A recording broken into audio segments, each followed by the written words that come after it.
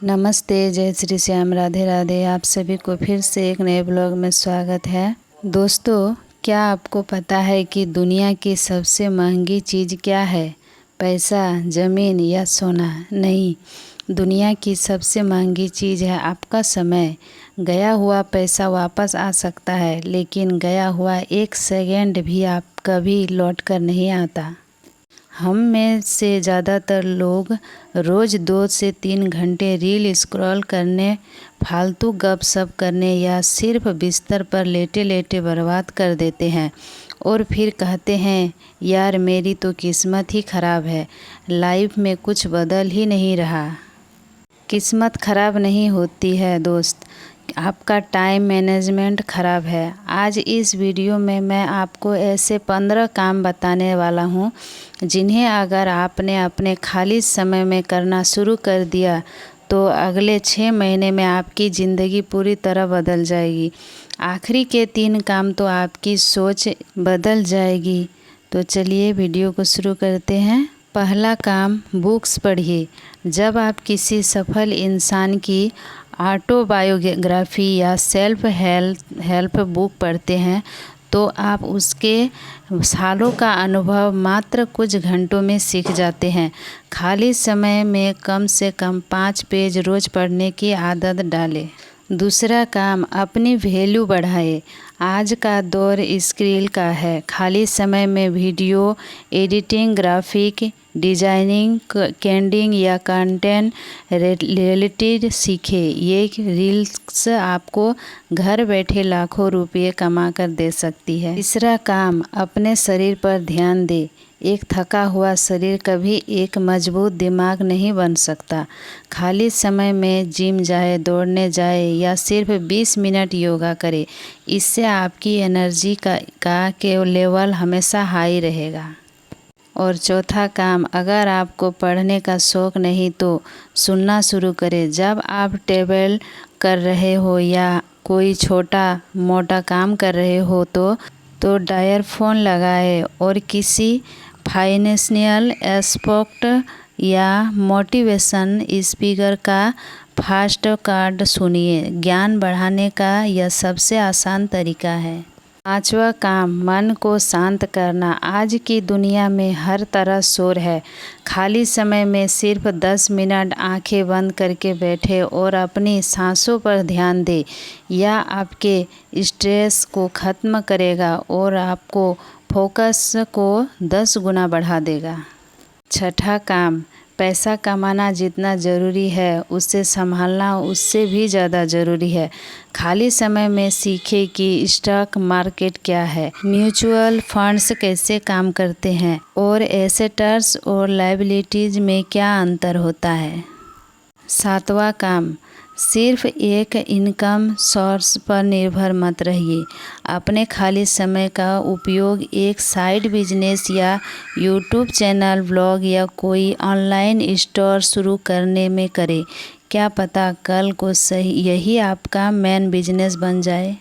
आठवां काम, बिना प्लानिंग के ज़िंदगी वैसी ही है जैसे बिना पत्ते की कोई चींटी। अपने खाली समय में एक डायरी और पेन ले, लिखो कि अपने अगले 5 साल के गोल्स क्या है, अगले महीने आपको क्या करना है। जब गोल्स सामने लिखे होते हैं तो दिमाग भटकता नहीं है। 9वां काम है, अकेले बैठे और खुद से बात करें। सोचिए कि आपकी कौन सी बुरी आदतें आपको पीछे धकेल रही है। क्या आप ज़्यादा गुस्सा करते हैं?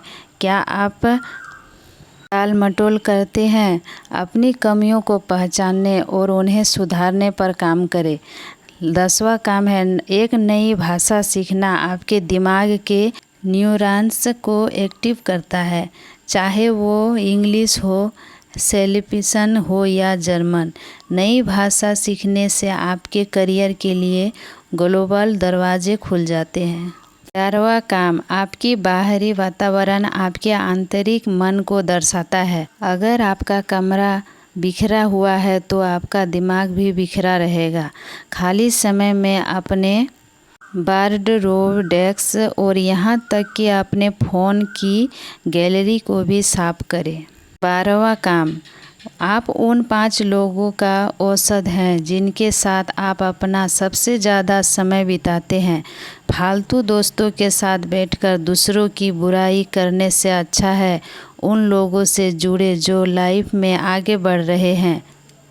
लिंक्डइन पर एक्टिव हो और प्रोफेशनल से बात करें। 13वां काम, आपके पास कितना भी ज्ञान हो, अगर आप उसे सही से एक्सपीरियंस नहीं कर सकते हैं तो सब बेकार है। शीशे के सामने खड़े होकर बोलने की प्रैक्टिस करें। अपनी कम्युनिटीज़ रिलेशन को सुधारें। यह आपकी पर्सनालिटी में 4 चांद लगा देगा। और 14 काम है, स्क्रीन की दुनिया में से बाहर निकलिए। शाम को किसी पार्क में जाए, नंगे पैर घास पे चले, उगते या डूबते सूरज को देखें। यह आपको ज़मीन से जोड़े रखता है और मानसिक शांति देता है। और 15वां काम जो सबसे ज़रूरी है, हर उस काम या इंसान को ना कहना सीखें जो आपका समय बर्बाद करता है। किसी को बुरा ना लगे इसलिए अपना कीमती समय दूसरों से के फालतू कामों में मत लगाइए। खुद के साथ वक्त बिताइए, खुद को पहचानिए। क्योंकि दोस्तों क्या है ना, प्रतिदिन हमारे सामने ऐसी अनेक परिस्थितियां उपस्थित हो जाती है जिनसे क्रोध भड़क सकता है। कभी कभी हम तब क्रोधित होते हैं जब कोई हमें चोट पहुंचाता है या हमें नाराज़ करता है। ऐसे भी जिसमें दूसरों को चोट पहुंचाते देख हमें क्रोध आ जाता है। हमें सामाजिक अन्याय के मामले भी मिल सकते हैं जिसमें समाज में व्यक्तियों का एक समूह अन्याय सह रहा होता है। इन सभी मामलों में हमें लग सकता है कि कुछ गलत हो रहा है, हो सकता है कि कुछ घट रहा है, उसे हम अनदेखा न कर पाए। फ़र्क इस बात में है कि हम अन्याय के प्रति किस प्रकार प्रतिक्रिया करते हैं। हम फैसला करने की क्षमता रखते हैं। हम क्रोध से प्रतिक्रिया कर सकते हैं या हम क्रोध को काबू कर सके उसे प्रेम में बदल सकते हैं। हम क्रोध की आग को प्रेम से शांत कर सकते हैं। किसी झगड़े के दौरान क्रोध भरी आवाज़ में बोलने की बजाय हमें मिठास का मरहम लगाना चाहिए ताकि दूसरों का गुस्सा ठंडा पड़ जाए। वातावरण में क्रोध भरे विचारों की तरंगों को बढ़ावा देने के बजाय हम प्रेम भरे विचारों को प्रसारित करें ताकि वातावरण साफ हो जाए।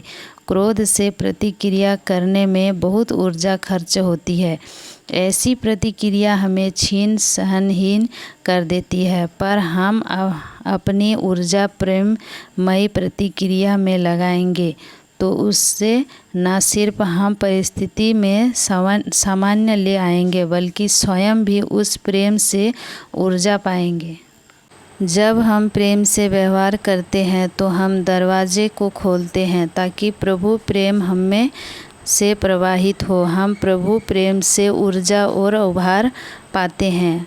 अगली बार जब हम अपने आप को ऐसे माहौल में पाए जहां अन्याय हो रहा हो तो हम क्रोध की बजाय प्रेम से प्रतिक्रिया करने की कोशिश करें। हम अपनी सकारात्मक प्रतिक्रिया का उस माहौल पर और अपने आप पर हुए असर को देख सकते हैं। संसार में बहुत क्रोध विद्यमान है। दोस्तों ये 15 काम सुनने में बहुत साधारण लग सकते हैं लेकिन इसकी ताकत असाधारण है। आज से ही इसमें से कोई भी 2 या 3 काम चुन लीजिए और अपने खाली समय में उन्हें करना शुरू कीजिए। याद रखिए वक्त आपका है। चाहे तो इसे सोना बना लो या चाहे तो इसे सोने की नींद में गुजार दो। फैसला पूरी तरह से आपके हाथ में है। मुझे कमेंट सेक्शन में बताइएगा कि इन 15 कामों में से कौन सा काम आप आज से ही शुरू करने वाले हैं। अगर इस वीडियो ने आपके अंदर थोड़ी सी भी अच्छी लगी हो तो वीडियो को लाइक करें, अपने दोस्तों के साथ शेयर करें और ऐसी ही लाइफ चेंजिंग वीडियोस के लिए हमारे चैनल को सब्सक्राइब ज़रूर करें। मिलते हैं अगले वीडियो में। तब तक के लिए सीखते रहिए, हंसते रहिए, मुस्कुराते रहिए। जय श्री कृष्णा। धन्यवाद।